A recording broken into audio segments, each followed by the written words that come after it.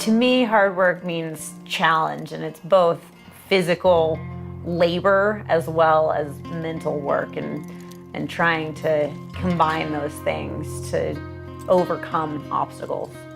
You have to be aware of everything that's going on. You can't let anything distract you, or it can have really dangerous repercussions.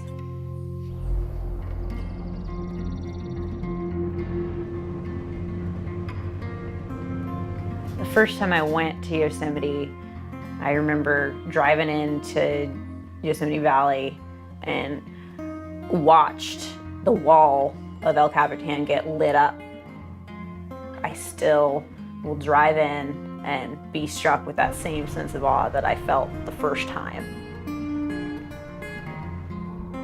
It's a magical place.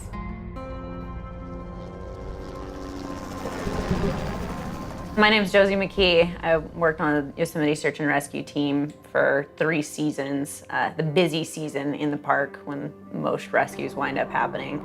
Our team is made up of a bunch of highly trained technical specialists because we wind up doing a bunch of high-angle rescues.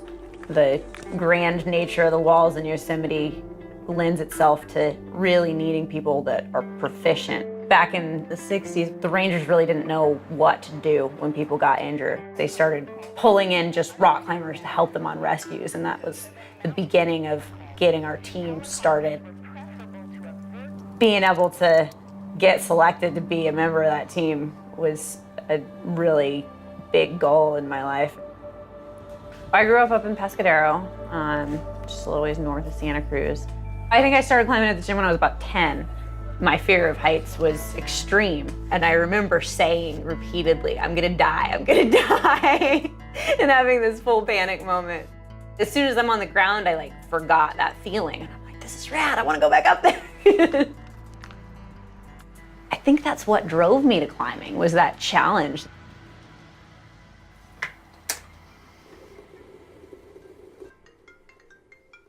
Hello? Okay.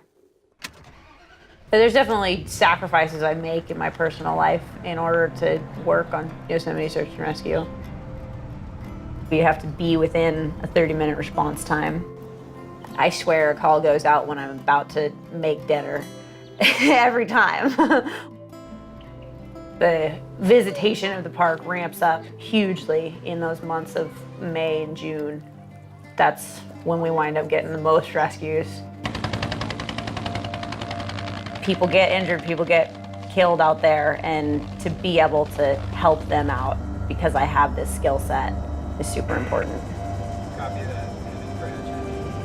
Sometimes we'll respond to emergencies that, somebody's in a life-threatening situation. Just got dropped off by helicopter 551. Hopefully he didn't take the turn for the worst. And then other times you're searching for somebody that is likely dead. This guy wasn't lucky enough to make it out alive. Trying to keep that positive mental state while you're working is important.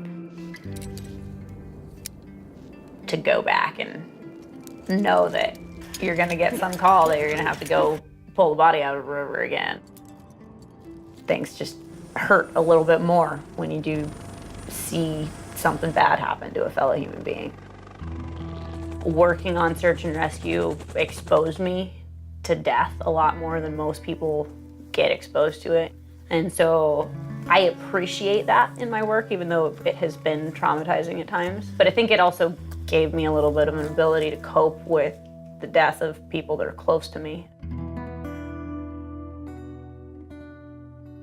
My mom always inspired positivity, just always looking at the bright side of things. She was a really strong woman, super inspirational, really good role model. Something that I deal with in losing my mom was trying to deal with emotions and recognize that even sadness is an important part of being alive. And it's those lows that make you appreciate the highs as well. And I think that kind of helps me get through the trauma of it. Yosemite is home, and I think after years of being there, it's an amazing community. It's about the people, it's about the place. Like all of those aspects of it are near and dear to my heart. Yeah. Josie packaged them into a litter and carried them out. Single-handedly. I remember this Albert Einstein quote that my mom used to share. There are two ways in which you can live. One is as if nothing is a miracle. The other is as if everything is a miracle.